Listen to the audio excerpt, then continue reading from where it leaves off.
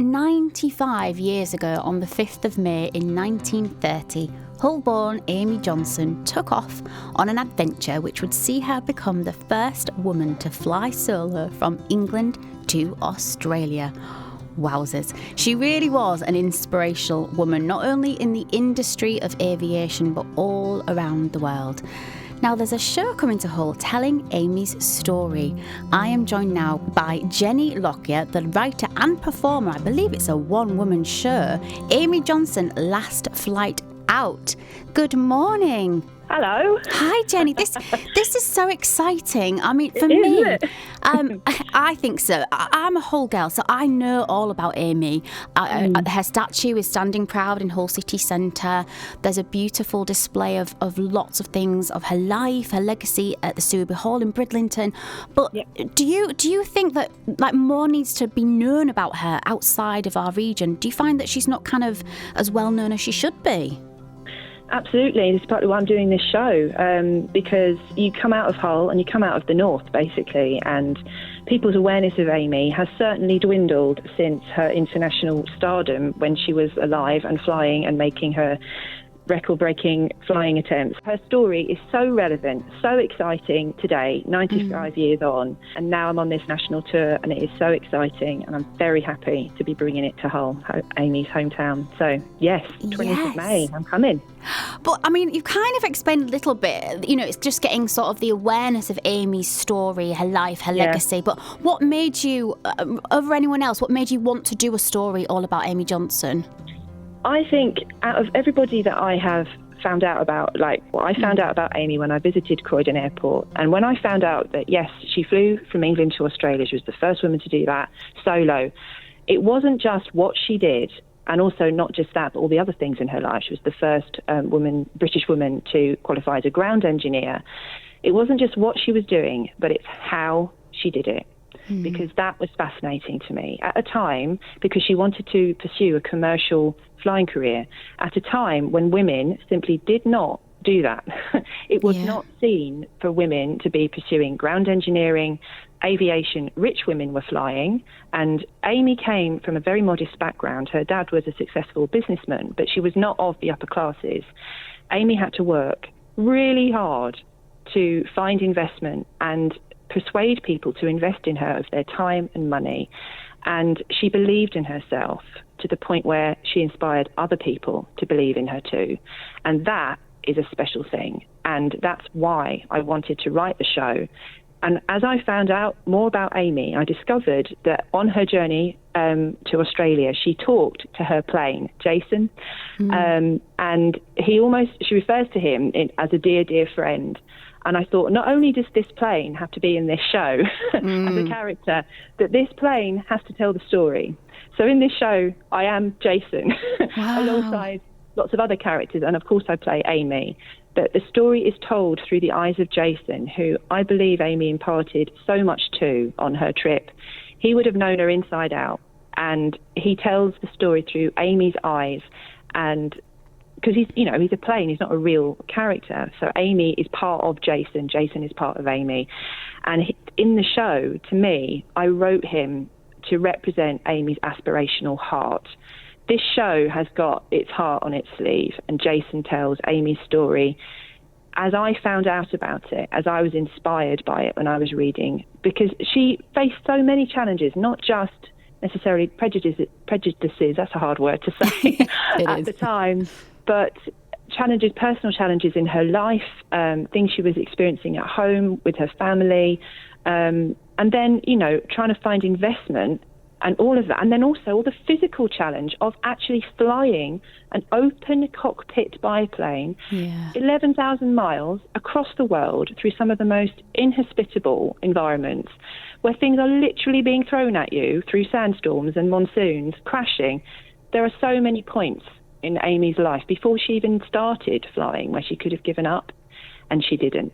And that's what, when I'm doing the children's workshops in schools as well, because so much of the work that I've been doing, Amy's now part of my psyche, really, and a lot of my work is inspired by Amy. I go and do workshops in schools and I talk about, did she give up? No, she carried on. And to do that in the face of such huge challenge, I mean, if that isn't an aspirational thing, I don't know what is, really.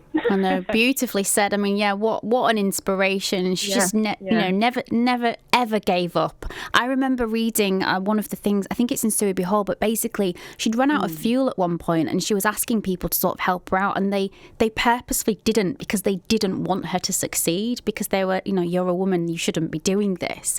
So she was really like up against it, like you say, constantly, and she never ever gave up. No, and she was very resourceful as well. And even though, there were lots of people on the ground helping her, and at a time she crashed at Rangoon, and the local villagers had to help her fix Jason with their shirts because he was so badly torn up. By then, people knew who she was.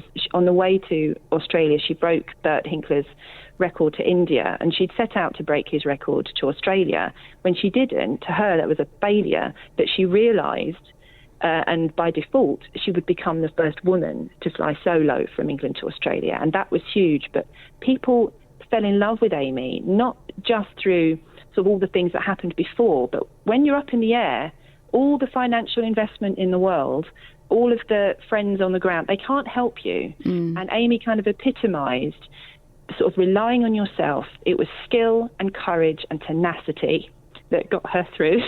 Absolutely. No, I am hearing you. On it.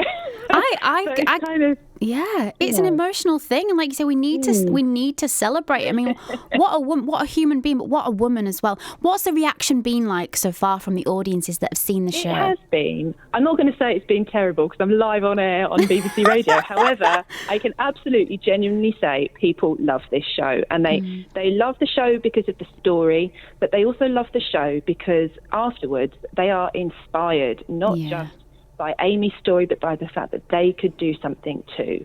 Because Amy said, I am an ordinary woman and I've done extraordinary things. And that is for all of us, wherever you come from. If you have the wherewithal to apply yourself, work hard, acquire skills, not just have God-given talent, however you'd like to explain it, but work hard to become good at something, to become skilled. Amy was an apprentice.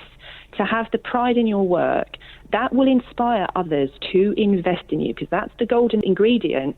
I couldn't do this tour without investment from funders, and it means that my world now has opened up. I'm now coming to Hull, Amy. Yay! I'm coming to you, and I would love you to be there. It's so funny. You're called Amy Thompson, isn't it? Yeah, and lots of people sometimes, they sometimes call me Amy Johnson. Like, but to be fair, it's not a bad person to be compared to. I'll take that. She's incredible. Yeah, and I know that in Hull there is I would love to see you there, that there's such a fierce pride in Hull. And I know there has been other productions happening. There was lots of work done around the 90th anniversary, and my colleague Rick Welton, who's now responsible for other projects going on in Hull, but I'm working with him to reach as many people as possible. And Middleton Hall, where I'm bringing the show on the 20th of May, they have been so supportive. So getting people aware of this show is the main thing, because once they know about it, in Hull especially, with the link to Amy, I'm really hoping that people are inspired to come. The aspirational element of this show is nothing short of, I mean, I'm very proud of it, but I have people describe it as fantastic, absolutely inspiring. It's made me want to pursue my own dreams. I mean, how much better could you wish for? Well, you absolutely can't. And Jenny, I was already a massive fan of Amy, but even more. I'm excited to see you do your thing. I'm going to put that in my diary, Tuesday the 20th of May. Can we get tickets on the Middleton Hall website? You can do. All the tickets for the show, the easiest one is flyinghightour.co.uk.